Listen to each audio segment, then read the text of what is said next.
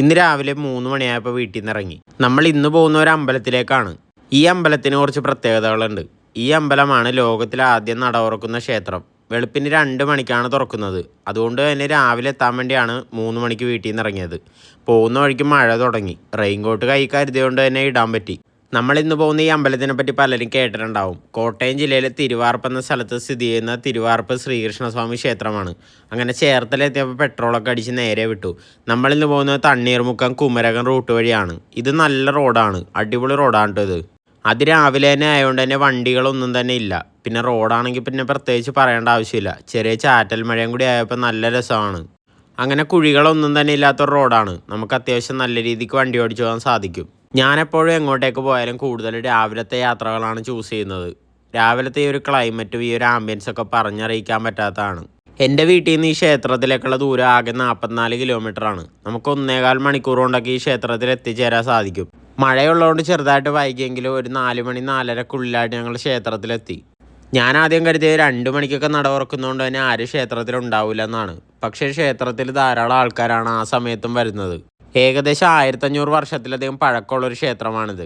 ഇവിടെ മഹാവിഷ്ണുവാണ് പ്രതിഷ്ഠ. പക്ഷേ കംസനെ കൊന്ന ശേഷം വിശപ്പും ദേഷ്യവുമായിരിക്കുന്ന ശ്രീകൃഷ്ണനായിട്ടാണ് സങ്കല്പം. എന്തെങ്കിലും കാരണവശാൽ 2 മണിക്ക് ക്ഷേത്രത്തിൻ്റെ നട തുറക്കാൻ സാധിച്ചില്ലെങ്കിൽ ഈ മഴ ഉപയോഗിച്ച് ക്ഷേത്രത്തിൻ്റെ നട വെട്ടിപ്പൊളിച്ചാണേലും ഭഗവാന് നേദ്യം കൊടുക്കണമെന്നാണ് പറയപ്പെടുന്നത്. ഈ ക്ഷേത്രത്തിലൊരു പ്രത്യേകതര ഇടയ്ക്കുണ്ട്. അത് കംസനെ കൊന്ന ശേഷം ചെണ്ട കൊട്ടി അറിയിച്ചതിൻ്റെ ഒരു സൂചകമായിട്ടാണ് സൂക്ഷിക്കുന്നത്. തിരുവാർപ്പ് എന്നീ സ്ഥലത്തിന് പേര് വരാൻ തന്നെ കാരണം ഈ ക്ഷേത്രം ഇവിടെ നിലനിൽക്കുന്നതുകൊണ്ടാണ്. ഗുരുവായൂർ കഴിഞ്ഞാൽ ആനയോട്ടം നടക്കുന്ന ഏക ശ്രീകൃഷ്ണ ക്ഷേത്രം ഇതുതന്നെയാണ്. ഞാൻ ആദ്യമായിട്ടാണ് ഈ ക്ഷേത്രത്തിൽ വരുന്നത്. നമ്മൾ മലരിക്കൽ അമ്പൽപ്പാടമൊക്കെ കാണാൻ വരുന്നതിൻ്റെ തൊട്ടടുത്തായിട്ടാണ് ഈ ക്ഷേത്രം. തിരുവിതാംകൂർ ദേവസ്വം ബോർഡിൻ്റെ കീഴിലാണ് ഈ ക്ഷേത്രം വരുന്നത്. മഹാഭാരത കഥയുമായിട്ടൊക്കെ ഈ ക്ഷേത്രത്തിന് ബന്ധമുണ്ടെന്ന് പറയപ്പെടുന്നു. രാത്രി 8 മണി വരെയാണ് ഈ ക്ഷേത്രം തുറന്നിരിക്കുന്നത്. 8 മണിക്ക് നടയടക്കും. കംസനെ വധിച്ചതിന് ശേഷം വിശപ്പായിട്ട് വന്ന കൃഷ്ണന് അമ്മ യശോദ ഉഷപ്പായസം നേദിച്ചു എന്നാണ് പറയപ്പെടുന്നത്. ഐതിഹ്യമനുസരിച്ച് ഇവിടുത്തെ ഭഗവാൻ ഒരിക്കലും വിശന്നിരിക്കാൻ പാടില്ലത്രേ. അതുകൊണ്ടാണ് 2 മണിക്ക് നട തുറന്നതിന് ശേഷം ഉഷപ്പായസം നേദിക്കുന്നത്. ഗ്രഹണത്തിന് പോലും അടച്ചിടാത്തൊരു ക്ഷേത്രമാണിത്. നിങ്ങൾ ഇതുവരെ ഈ ക്ഷേത്രത്തിൽ വന്നിട്ടില്ലെങ്കിൽ തീർച്ചയായിട്ടും ഒരു തവണ വരിക. 2 മണിക്കൊക്കെ നട തുറന്ന് ആ സമയത്തൊക്കെ കയറി പ്രാർത്ഥിക്കാൻ പറ്റുക എന്ന് പറഞ്ഞാൽ അതൊരു പ്രത്യേക തരത്തിലുള്ളൊരു അനുഭവമാണ്. എൻ്റെ ജീവിതത്തിലെ ആദ്യത്തെ അനുഭവമാണ് ഇതുപോലെ ഇത്രയും രാവിലെ ഒരു ക്ഷേത്രത്തിനകത്ത് കയറി പ്രാർത്ഥിക്കാൻ പറ്റിയത്. നിങ്ങൾ ഇത്രയും ദൂരം വെളുപ്പിനെ സഞ്ചരിച്ച് ഈ ക്ഷേത്രത്തിലെത്തി ഇവിടെ തൊഴുതൊക്കെ കഴിഞ്ഞ് കുറച്ച് നേരം ഇവിടെ നിന്ന് വരുന്ന പാട്ടൊക്കെ കേട്ടൊക്കെ ഇങ്ങനെ ഇരിക്കണം. നിങ്ങൾ രാവിലെ വരുമ്പോൾ ഏറ്റവും കൂടുതൽ ഇരിക്കേണ്ടത് ഈ ക്ഷേത്രത്തിൻ്റെ പരിസരത്താണ്. ഭയങ്കര ഒരു പോസിറ്റിവിറ്റിയാണ് ഇവിടെ ഇരിക്കുമ്പോൾ കിട്ടുന്നത്. തിരുവാർപ്പ് ശ്രീകൃഷ്ണസ്വാമി ക്ഷേത്രം ഒന്ന് ഗൂഗിൾ മാപ്പിൽ അടിച്ചാൽ കറക്റ്റായിട്ട് ലൊക്കേഷനിലെത്തും. വലിയ വാഹനങ്ങളൊക്കെ ആയിട്ട് വന്നാലും പാർക്ക് ചെയ്യാനൊക്കെ സ്ഥലമൊക്കെ ഉണ്ട്. പിന്നെ ശ്രദ്ധിക്കേണ്ട ഒരു കാര്യം, രാവിലെ ഈ പരിസരത്തൊന്നും കടകളൊന്നുമില്ല. അതുകൊണ്ട് തന്നെ ക്ഷേത്ര ദർശനം രാവിലെയൊക്കെ 2 മണിക്കൊക്കെ വന്ന് കണ്ടു കഴിഞ്ഞിട്ടുണ്ടെങ്കിൽ ചായ കുടിക്കാനൊന്നും കടകൾ കാണില്ല. ഞങ്ങൾ കുറേ നേരം അവിടെ ഇരുന്ന ശേഷം കട തുറക്കാറായപ്പോഴാണ് ഒന്ന് പുറത്തേക്ക് ഇറങ്ങിയത്. അങ്ങനെ ആദ്യം കണ്ടൊരു ചായക്കടയിൽ കയറി. ഇവിടെ നിന്നൊരു ചായയൊക്കെ കുടിച്ച് കഴിഞ്ഞപ്പോഴേക്ക് നേരം വെളുത്തു. ഞങ്ങളിനി പോകുന്നത് ധന്വന്തിരി ക്ഷേത്രത്തിലേക്കാണ്. കോട്ടയം ജില്ലയിൽ തന്നെ സ്ഥിതി ചെയ്യുന്നതും അധികം ആർക്കും അറിയാത്തതുമായിട്ടുള്ളൊരു ക്ഷേത്രമാണ് ധന്വന്തിരി ക്ഷേത്രം. നമ്മളിപ്പോൾ പോയ തിരുവാർപ്പ് ക്ഷേത്രത്തിൽ നിന്നൊരു 10 കിലോമീറ്ററാണ് ഇങ്ങോട്ടേക്കുള്ള ദൂരം. മെയിൻ റോഡിൽ നിന്ന് കുറച്ച് ഉള്ളിലേക്ക് മാറിയിട്ടാണ് ഈ ക്ഷേത്രം. അതുകൊണ്ട് തന്നെ ഇത് കേട്ടറിഞ്ഞ് വരുന്നവർ മാത്രമാണ് ഇങ്ങോട്ടേക്ക് വരുന്നത്. പിന്നെ പരിസരവാസികളും. എനിക്കിതുപോലെ പഴമയൊക്കെയുള്ള അമ്പലത്തിലേക്ക് പോകാൻ ഭയങ്കര ഇഷ്ടമാണ്. എനിക്ക് ഈ ക്ഷേത്രത്തിൻ്റെ കൂടുതൽ ചരിത്രങ്ങളൊന്നും അറിയില്ല. പക്ഷേ ഇവിടെ പൂജാരിനോട് ചോദിച്ചാൽ പറയാൻ കഴിഞ്ഞത് ഏകദേശം 250 വർഷത്തിലധികം പഴക്കം ഈ ക്ഷേത്രത്തിനുണ്ടെന്നാണ്. ധാരാളം പേര് ഇവിടെ വരുന്നത് രോഗശമനത്തിനൊക്കെ വേണ്ടിയാണ്. ധന്വന്തിരി എന്ന് കേൾക്കുമ്പോൾ തന്നെ നമുക്കറിയാൻ പറ്റും രോഗങ്ങൾ മാറാൻ വേണ്ടിയാണ് ഇവിടെ കൂടുതലായിട്ട് ആൾക്കാർ വരുന്നത്. ഇവിടെ അടുത്തായിട്ട് തന്നെ കുറച്ച് വൈദ്യന്മാരുണ്ട്. അവരുടെ ഒരു കുടുംബക്ഷേത്രമാണിതെന്നാണ് അറിയാൻ കഴിഞ്ഞത്. ശരിക്കും ഇങ്ങനെ ഉള്ളിലേക്കൊക്കെ മാറി ഇത്രയും മനോഹരമായിട്ടുള്ളൊരു ക്ഷേത്രം ഉണ്ടെന്ന് എനിക്കിപ്പോഴാണ് ഇത് അറിയാൻ കഴിഞ്ഞത്. ഇവിടം വരെ വണ്ടി ഓടിച്ചു വന്നാൽ ഒരിക്കലും വെറുതെ ആയില്ല. ഈ ക്ഷേത്രം കണ്ടിട്ട് ഞാൻ തന്നെ അത്ഭുതപ്പെട്ടു പോയി. ചില ക്ഷേത്രങ്ങളൊക്കെ അറിയപ്പെടാതെ കിടക്കുന്നതായിരിക്കും നല്ലത്. അതുകൊണ്ടാണ് അധികം ആൾക്കാർ ഇങ്ങോട്ടേക്ക് വരാത്തതുകൊണ്ട് തന്നെ ഈ ക്ഷേത്രം ഇതേ പഴയ രീതിക്ക് തന്നെ മുന്നോട്ട് പോകുന്നത്. അധികം തിരക്കോ ഭക്തജനങ്ങളോ ഒന്നും തന്നെ ഇല്ലാത്തൊരു ചെറിയ ക്ഷേത്രം. അധികം ഭക്തജനങ്ങൾ വരാത്തതുകൊണ്ട് തന്നെ ഈ ക്ഷേത്രത്തിനധികം വരുമാനം ഉണ്ടാകാൻ വഴിയില്ല.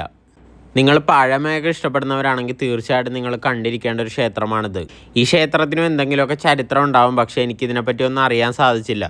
നമ്മുടെ നാട്ടിലൊക്കെ കാണാൻ കഴിയുന്നൊരു പ്രത്യേകതയാണിത്. ഇത്രയും കാലം പഴക്കമുണ്ടെങ്കിലും അതിൻ്റെ ഒരു കോട്ടവും വരാതെ തന്നെ പരിപാലിച്ച് കൊണ്ടുപോകുന്ന ചില ക്ഷേത്രങ്ങളൊക്കെ. ക്ഷേത്രത്തിൻ്റെ അങ്ങും ഇങ്ങുമായിട്ട് ധാരാളം നമ്പ്യാർ വട്ടങ്ങൾ നമുക്ക് കാണാൻ സാധിക്കും. അധികം ആൾക്കാരോ ജോലിക്കാരോ ഒന്നും ഈ ക്ഷേത്രത്തിൽ ഉണ്ടാവാറില്ല. ഇവിടെ വന്ന് പ്രാർത്ഥിച്ചതിന് ശേഷം നിങ്ങൾക്ക് വീഡിയോ എടുക്കണമെന്നാണെങ്കിൽ തന്നെ അവരോട് ചോദിച്ചിട്ട് മാത്രം എടുക്കുക. എൻ്റെ ഒരു അഭിപ്രായം വെച്ച് ഇതേപോലത്തെ ക്ഷേത്രങ്ങളൊക്കെ ധാരാളം ആൾക്കാർ അറിഞ്ഞു വരുന്നതാണ് നല്ലത്. അതുകൊണ്ട് തന്നെ ക്ഷേത്രത്തിന് കൂടുതൽ വരുമാനം കൂടുകയും അത് ക്ഷേത്രത്തിന് നല്ല രീതിക്ക് ഉപകാരപ്പെടുകയും ചെയ്യും. ശരിക്കും ഒരു ക്ഷേത്രത്തിൻ്റെ പൂർണ്ണമായിട്ടുള്ള ഭംഗി കാണണമെങ്കിൽ നട തുറക്കുന്ന സമയത്ത് തന്നെ വരണം. അധികം ആൾത്തിരക്കൊന്നും ഇല്ലാതെ ഈ ക്ഷേത്രത്തിൽ ഈ സമയത്ത് വന്നിരിക്കാൻ നല്ല ഫീലാണ്. കുറച്ചുള്ളിലേക്ക് മാറിയാണ് ഈ ക്ഷേത്രം ഇരിക്കുന്നത്. അതുകൊണ്ട് തന്നെ ഇതിനെപ്പറ്റി നേരിട്ട് അറിയാവുന്നവരും പരിസരവാസികളുമാണ് കൂടുതലായിട്ട് ഇവിടെ എത്തുന്നത്. പക്ഷെ അതിരാവിലെ തന്നെ ഈ ക്ഷേത്രം കാണാൻ വേണ്ടി എന്തൊരു ഭംഗിയാണെന്ന് നോക്കണം. നമ്മളൊരു ക്ഷേത്രത്തിൽ വരുമ്പോൾ സമാധാനമാണ് കൂടുതലായിട്ട് ആഗ്രഹിക്കുന്നത്. ആ സമാധാനം വേണ്ടുവോളം ഈ ആംബിയൻസിൽ നിന്ന് കിട്ടുന്നുണ്ട്. ഇതുപോലുള്ള സ്ഥലങ്ങളിലൊക്കെ വന്നിട്ടുണ്ടെങ്കിൽ നമുക്ക് പെട്ടെന്ന് തിരിച്ചു പോകാൻ തന്നെ തോന്നില്ല. എനിക്ക് ഇങ്ങനത്തെ ഒരു അറ്റ്മോസ്ഫിയർ ഭയങ്കര ഇഷ്ടമാണ്. ഈ ക്ഷേത്രത്തിൽ വന്നു കഴിഞ്ഞിട്ടുണ്ടെങ്കിൽ ഈ പൂജ ചെയ്യുന്ന ശബ്ദവും ഈ കോളാമ്പിന്ന് വരുന്ന പാട്ടൊക്കെ കേട്ട് ഇവിടെ ഇങ്ങനെ ഇരിക്കാൻ തന്നെ ഒരു പ്രത്യേക സുഖമാണ്. ഞാൻ ഒരു ദിവസം ഇൻസ്റ്റാഗ്രാമിൽ കുറച്ച് റീൽസ് കണ്ടുകൊണ്ടിരുന്നപ്പോൾ കയറി വന്ന റീലിൽ നിന്നാണ് ഈ ക്ഷേത്രത്തിൽ നിൽക്കുന്നത്. അന്ന് ആ റീൽസിലൂടെ കണ്ടപ്പോൾ തന്നെ എനിക്ക് ഈ ക്ഷേത്രത്തിൻ്റെ ആംബിയൻസ് ഭയങ്കരമായിട്ട് ഇഷ്ടമായി. ഞാൻ ഇങ്ങനത്തെ ക്ഷേത്രങ്ങളാണ് കൂടുതലും പോവാറ്. പക്ഷേ ഇവിടെ വന്നു കഴിഞ്ഞപ്പോൾ എനിക്ക് തോന്നിയ ഒരു കാര്യമുണ്ട്. ഇവിടെ കുറച്ച് നേരത്തെ വരേണ്ടതായിരുന്നു. എത്ര കണ്ടാലും മതി വരാത്തൊരിടം എന്നൊക്കെ പറയില്ലേ, അതുപോലത്തെ ഒരു സ്ഥലമാണിത്. നിങ്ങളിനി കോട്ടയം ജില്ലയിലേക്ക് വരുവാണെങ്കിൽ തീർച്ചയായിട്ടും ഒരു തവണ വരേണ്ട ഒരു അമ്പലമാണിത്. ശ്രീ ധന്വന്തരി ക്ഷേത്രം എന്ന് അടിച്ചു കഴിഞ്ഞാൽ കറക്റ്റായിട്ട് ഇവിടെ എത്താൻ സാധിക്കും. ഈ ക്ഷേത്രം പോലെ തന്നെ മനോഹരമാണ് ക്ഷേത്രക്കുളവും. പടവുകളൊക്കെ കെട്ടിയ ഒരു ക്ഷേത്രക്കുളമാണ് ഇതിനുള്ളത്.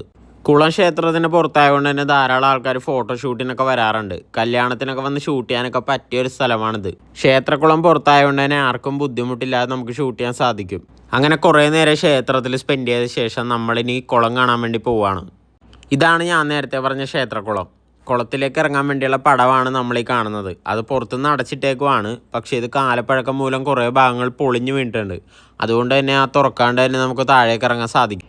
ഇതൊക്കെ തന്നെ നോക്കണം എന്തൊരു ആംബിയൻസ് ആണെന്ന്. ഒരു കുളത്തിലേക്ക് ഇറങ്ങാൻ വേണ്ടിയുള്ള ആ പടവാണ് ഈ കാണുന്നത്. മുഴുവനായിട്ട് വെട്ടുകല്ലിലാണ് ഇതിൻ്റെ നിർമ്മാണം. ശരിക്കും കാലപ്പഴക്കത്തിൻ്റെ ഒരു പ്രശ്നമുണ്ട്. അതുമാത്രമല്ല വ്യക്തമായിട്ട് പരിപാലിച്ച് കൊണ്ടുപോകാത്തതിൻ്റെ ഒരു പഴക്കവും നമുക്കിവിടെ കാണാൻ സാധിക്കും. പിന്നെ ധാരാളം ആൾക്കാർ ഇവിടെ വന്നിരുന്നതിൻ്റെ വേസ്റ്റും കാര്യങ്ങളൊക്കെ ഇവിടെ ഇട്ടിട്ടും പോയിട്ടുണ്ട്. ശരിക്കും നാട്ടുകാരായിക്കോട്ടെ പുറത്തുനിന്ന് വരുന്നവരായിക്കോട്ടെ ഇങ്ങനെയൊന്നും ചെയ്യരുത്. ഇതൊരു അമ്പലത്തിൻ്റെ കോമ്പൗണ്ടാണ്.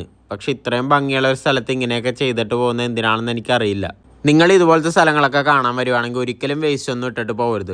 നമ്മൾ കൊണ്ടുവരുന്ന വേസ്റ്റ് നമ്മുടെ മാത്രം ഉത്തരവാദിത്വമാണ്. ഇതൊക്കെ ഇനിയും വരുന്ന ആൾക്കാർക്ക് കാണാൻ വേണ്ടിയുള്ള സ്ഥലങ്ങളാണ്. ആരും ഇത് കാണാൻ വേണ്ടി വന്നിട്ട് ഒരു സ്ഥലങ്ങളും നശിപ്പിച്ചിട്ട് പോകരുത്. ഒരു ട്രഡീഷണൽ സ്റ്റൈലിലൊക്കെ ഫോട്ടോ എടുക്കാൻ വേണ്ടിയൊക്കെ പറ്റിയ ഒരു ആംബിയൻസ് ആണ് കേട്ടോ ഇത്. ഈ ലൊക്കേഷൻ കണ്ടാൽ തന്നെ നിങ്ങൾക്ക് മനസ്സിലാവും അത്രയും ബ്യൂട്ടിഫുള്ളാണ്.